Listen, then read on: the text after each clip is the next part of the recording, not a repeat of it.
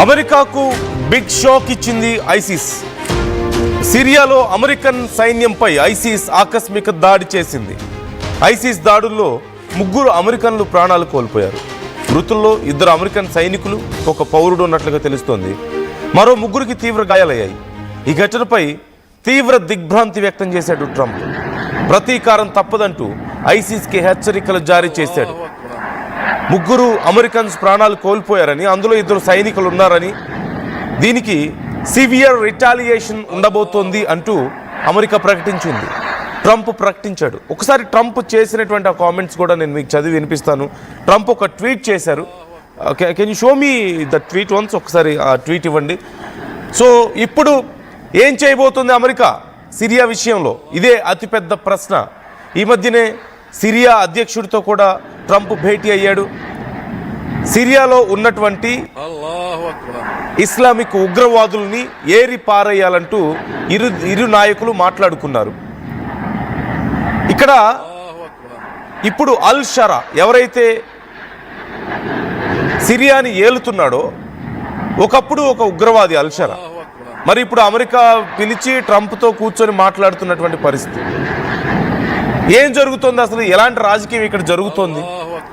Is మీద ఒక రకమైనటువంటి, అంటే ఐఎస్ని ఎలిమినేట్ చేయడంలో భాగంగా ఇది ఒక స్టెప్గా చూడాలా? ఇక్కడ కేవలం సైనికుల ప్రాణాలు పోవడమో, తిరిగి అమెరికా దాడి చేయడం మాత్రమే కాదు. జనరల్గా సిరియాలో దాడి జరిగితే సిరియా ప్రభుత్వానికి చెప్తారు, మీరు చూడండి మా పౌరుల ప్రాణాలు పోయాయి, మీరేం చేస్తున్నారు, అక్కడ యాక్షన్ తీసుకోండి అని చెప్తారు. బట్ అమెరికా డైరెక్ట్గా చెప్తుంది సిరియాలో ఉన్నటువంటి ఉగ్రవాదులను ఏరివేస్తానని చెప్పేసి. అంటే they are directly going to involve in this, they are going to fight against them. సిరియాలో అమెరికా వెళ్ళి యుద్ధం చేయబోతుంది. And this is not new, ఇది కొత్త ఏం కాదు. కానీ దెర్ ఈజ్ ఎ గవర్నమెంట్, ఒక అధ్యక్షుడు ఉన్నాడు కదా. మరి ఎందుకు అమెరికా డైరెక్ట్ స్టేట్మెంట్స్ ఇస్తోంది? సిరియాతో మాట్లాడే ఇస్తోందా? This is a biggest political conspiracy. దీని గురించి నేను మాట్లాడబోతున్నాను. బట్ బిఫోర్ దట్ ఒకసారి ట్రంప్ చేసినటువంటి ఆ వ్యాఖ్యలను నేను మీకు చదివి వినిపిస్తాను. ఆ పోస్ట్ నేను ఒకసారి మీకు చదివి వినిపిస్తాను. అసలు ఏం జరుగుతోంది సిరియాలో? ట్రంప్ ఎందుకు ఇప్పుడు ఇంత సీరియస్గా రెస్పాండ్ అవుతున్నాడు? సిరియా ప్రభుత్వం ఈ విషయంలో ఎందుకు రెస్పాండ్ అవ్వలేదు?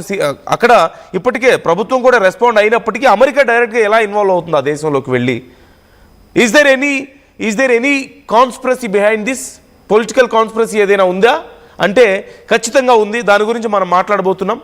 But before that we mourn to loss of 3 great American patriots in Syria, 2 soldiers and 1 civilian interpreter. Likewise, we pray for 3 injured soldiers who, it has just been confirmed, are doing well. This was an ISIS attack against the US and Syria in a very dangerous part of Syria that is not fully controlled by them. The president of Syria, Ahmad al-Shara, is extremely angry and disturbed by this attack. There will be a very serious retaliation. Thank you for your attention to this matter.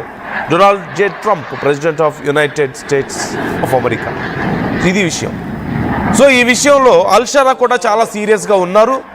అల్ షరా కూడా ఖచ్చితంగా ఈ విషయంలో action తీసుకుంటారు. America నుంచి ఒక భయంకరమైన retaliation ఉండబోతోంది. సిరియాలో ఉన్నటువంటి ఒక భాగంలో ఎక్కడైతే అక్కడి గవర్నమెంట్ అంత స్ట్రాంగ్గా లేదో అక్కడ ఐఎస్ఐఎస్ ఉగ్రవాదులు రెచ్చిపోతున్నారు. అక్కడ మా పౌరులు ప్రాణాలు కోల్పోయారు, గొప్ప పేట్రియట్స్ వాళ్ళు అంటున్నారు, గొప్ప దేశభక్తులు అని కూడా చెప్తున్నాడు. So let's see what exactly happened. ఈ అల్ షరా ఉన్నాడు కదా, ఇప్పుడు తాత్కాలికంగా అక్కడ ఏలుతున్నాడు కదా. ఇప్పుడు వీళ్ళిద్దరూ కలిసి ఏం చేయబోతున్నారు? అల్ షరాకి ట్రంప్కి సంబంధం ఏంటి? అసలు సిరియా ప్రభుత్వానికి ట్రంప్, ఇప్పుడు అమెరికా ప్రభుత్వానికి మధ్యలో ఈ సయోధ్య ఎప్పటి నుంచి మొదలైంది? ఇవి చాలా పెద్ద ప్రశ్నలు. మనందరికీ తెలిసిందే 1946లో ఫ్రాన్స్ నుంచి విడిపోయి సిరియా ఏర్పడింది. అప్పటి నుంచి సిరియా మీద అమెరికా చాలా ఆంక్షలు విధిస్తూ వస్తుంది. గతంలో రీగన్ ఉన్న సమయంలో కానీ, ఒబామా ఉన్నప్పుడైనా సరే, బైడెన్ ఉన్నప్పుడు కొంచెం అప్పుడే ఈ రిస్ట్రిక్షన్స్ తగ్గించడం కొద్దిగా మొదలైంది. అంతకుముందు ఉన్న వాళ్ళందరూ కూడా చాలా స్ట్రిక్ట్ యాక్షన్ తీసుకున్నారు సిరియా విషయంలో. మొత్తం ఉగ్రవాద స్థావరాలుగా ఉన్నాయని చెప్పి మాట్లాడారు. అమెరికా ఎప్పుడూ లూజ్ ఇవ్వలేదు సిరియాకి. సో ఇప్పుడు ఏం జరుగుతుంది మరి? ఇక్కడ మరొక విషయం, కీలకమైన విషయం ఏంటంటే అల్ షరా అక్కడ ఇప్పుడు అధ్యక్షుడిగా ఉన్నాడు, మొత్తం ఏలుతున్నాడు. కానీ ఒకప్పుడు అమెరికా గుర్తించినటువంటి ఒక ఉగ్రవాది అమెరికా అరెస్ట్ చేసి సుమారుగా 2011 వరకు కూడా అమెరికా జైల్లోనే ఉంచింది. 2003లో అరెస్ట్ చేసి, అంటే ఆల్మోస్ట్ 8 years అమెరికా అరెస్ట్ చేసి ఉంచి ఆ తర్వాత నేను మారిపోయానని మాట్లాడితే అప్పుడు వదిలేస్తే అక్కడి నుంచి పారిపోయి సిరియా వెళ్ళి అక్కడ ఉన్నటువంటి ఈ ఐఎస్ఐఎస్ ఉగ్రవాదులు లేదంటే అల్ఖైదాలతో చేతులు కలిపి ఒక ఉగ్రవాదిగా తర్వాత బ్రాండ్ వేయించుకున్నాడు. తానే ఒక ఉగ్రవాది అంటూ అమెరికా గుర్తించింది. 2013లో ఉగ్రవాదిగా ప్రకటించింది అల్షరాని. అలాంటి అల్షరా ఆ తర్వాత హెచ్టిఎస్ని స్థాపించాడు. అక్కడ హయత్ తహ్రీర్ అల్ షామ్ అనేటువంటి ఒక సంస్థను స్థాపించాడు. Now it's a political party ఒక రకంగా చెప్పాలంటే. అక్కడ అదొక సంస్థ, మొత్తం దాని ఆధ్వర్యంలోనే నడుస్తుంది. సిరియా అంతా ఇప్పుడు వాళ్ళ చేతుల్లోనే ఉంది. అక్కడ ఉన్న ప్రభుత్వాన్ని కూలదోయడం, ఆ తర్వాత ఎదగడం. అంటే ఒక టెర్రరిస్ట్ అక్కడ అధికారం చేపట్టాడని చెప్పి గతంలో అమెరికా ప్రకటించింది. అదంతా టెర్రరిస్ట్ ఆర్గనైజేషన్గా ప్రకటించింది. కానీ ఇప్పుడు అదొక ప్రభుత్వంగా గుర్తిస్తోంది. ఏంటి, హెచ్టిఎస్ని ఒక ప్రభుత్వంగా గుర్తించి సిరియాకి ఒక అధ్యక్షుడిగా అల్షరాని గుర్తించి అమెరికాకి పిలిచి వైట్ హౌస్కి పిలిచి చాలా గొప్పగా పొగిడి అతనితో మీటింగ్ ఏర్పాటు చేయడమా? What is this? అసలు అమెరికాకి స్టాండర్డ్స్ అనేవి ఉండవా? అమెరికాకి నీతి అనేది ఏమి ఉండదా? వాళ్లే టెర్రరిస్ట్గా ప్రకటిస్తారు, ఆ తర్వాత మళ్ళీ వాళ్లే కూర్చోబెట్టి మాట్లాడతారా? వైట్ హౌస్లో కూర్చోబెట్టి మాట్లాడతారా? Now they are going to work together. And Pakistan విషయంలో కూడా అదే కదా మనం చూస్తున్నాం.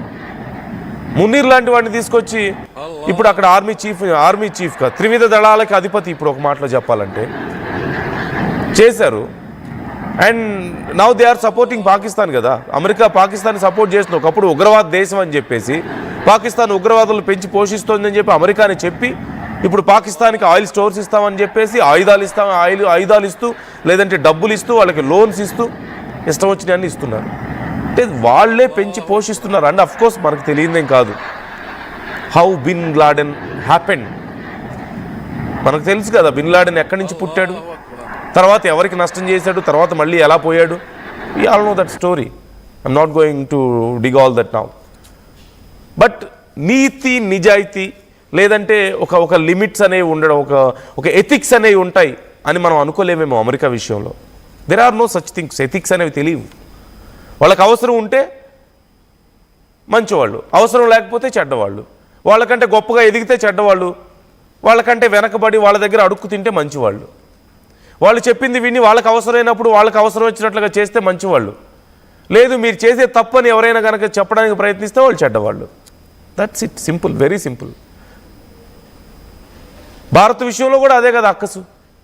సరే, అపార్ట్ ఫ్రమ్ అమెరికా, ఇప్పుడు సిరియాలో ఏం చేయబోతుంది అమెరికా? సిరియాని పూర్తిగా ఇప్పుడు అల్షరాకి అప్పగించబోతుంది. కొంత భాగం ఇటు ఐఎస్ఐఎస్ చేతిలోనూ లేదంటే అల్ఖైదా చేతిలోనూ ఉంది కదా, దాన్ని తీసుకొచ్చి అప్పగించబోతుంది. సిరియాలో ఏమన్నా మరి అల్షరా గవర్నమెంట్ ఏమన్నా గొప్పగా ఉందా? అల్షరా బాగా పరిపాలిస్తున్నాడా? అక్కడ మైనారిటీస్ని ఒక్క మార్చి నెలలోనే 20,000 మందిని ప్రాణాలు తీశారు. అక్కడ 20,000 మంది ఇన్ జస్ట్ 1 month 30 daysలో. అది కూడా ఎలాగో తెలుసా? వాళ్ళ ఇళ్లలోకి దూరి. ఎవరు? ఈ HTS Hayat Tahrir al Sham అనేటువంటి ఈ గ్రూప్ మెంబర్స్, అల్షరాకి చెందినటువంటి గ్రూప్, అది అతని ఆధ్వర్యంలో నడుస్తుంది. ఆ గ్రూప్ మెంబర్